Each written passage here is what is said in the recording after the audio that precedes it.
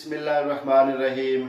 अस्सलामु अलैकुम जी। तो दोस्तों, आज मेरी जो वीडियो है ये तकरीबन ये फ़्लाइट्स के रिलेटेड है और आज़रबाईजान में जो टीआरसी है उसके एड्रेस के रिलेटेड है। तो पाकिस्तान, जब से आज़रबाईजान के ई वीज़े स्टार्ट हुए हैं, कोविड आने से पहले ही पाकिस्तान और आज़रबाईजान की गवर्नमेंट के दरमियान कुछ कॉन्ट्रैक्ट हुए थे कि पाकिस्तान से आज़रबाईजान जो पीआईए की डायरेक्ट फ़्लाइट्स हैं वो चलाई जाएंगी। इसी तरह हो सकता है फ्यूचर में जो आज़रबाईजान की एयरलाइन है वो भी पाकिस्तान इस्लामाबाद के लिए फ़्लाइट्स ले। तो जो नेक्स्ट मंथ है मार्च, मिड ऑफ मार्च लाइक 16, इसकी खबरें आ रही हैं कि पाकिस्तान से पीआईए की फ़्लाइट्स जो हैं वो लाहौर से, इस्लामाबाद से और कराची से जो वीकली बेसिस पे ये फ़्लाइट्स आया करेंगी, डायरेक्ट फ़्लाइट्स होंगी।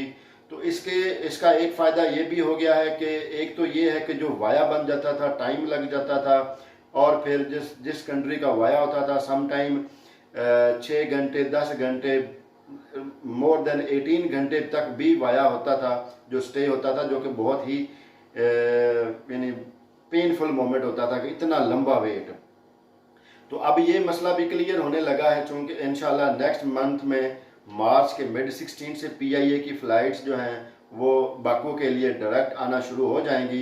तो जो लोग डायरेक्ट आना चाहते हैं या थोड़ा मार्च के महीने में वेट करके आना चाहते थे, वो पता कर लें पीआईए के ऑफिस से कि आज़रबाईजान बाकू के लिए फ़्लाइट्स इनकी बुकिंग हो सकती है या नहीं। तो वो उनको मज़ीद कन्फर्मेशन हो जाएगी। लेकिन ये न्यूज़ ब्रेक हो चुकी है, जो कि बहुत ज़्यादा लोगों ने इसको मुझसे कंफर्म भी किया है। मैंने ख़ुद भी पीआईए से कंफर्म किया है। मेरा एक दोस्त है, उसका बड़ा भाई पीआईए में जो है वो काफ़ी हाईली रैंक पे है, तो उससे भी मैंने कंफर्म किया है।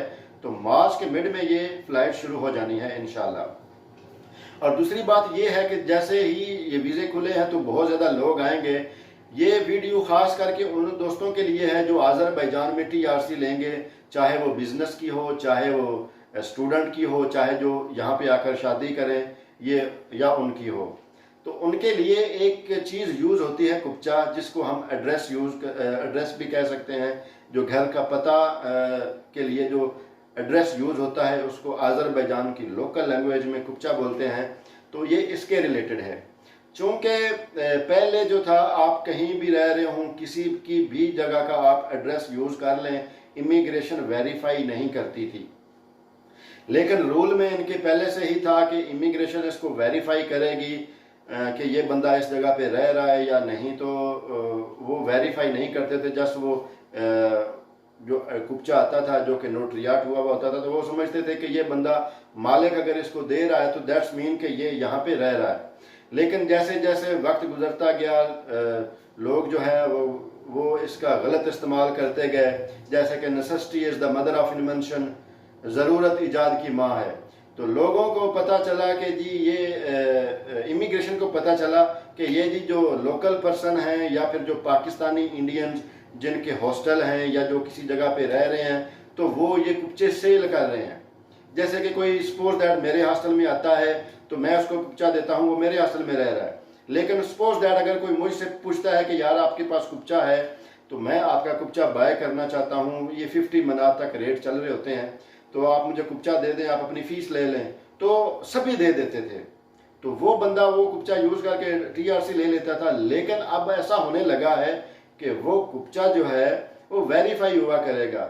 लेकिन वो वेरीफाई कब होगा? जब आपकी टीआरसी बन जाएगी। और ये टेंशन आपको फेस करनी पड़ेगी टीआरसी बन जाने के बाद।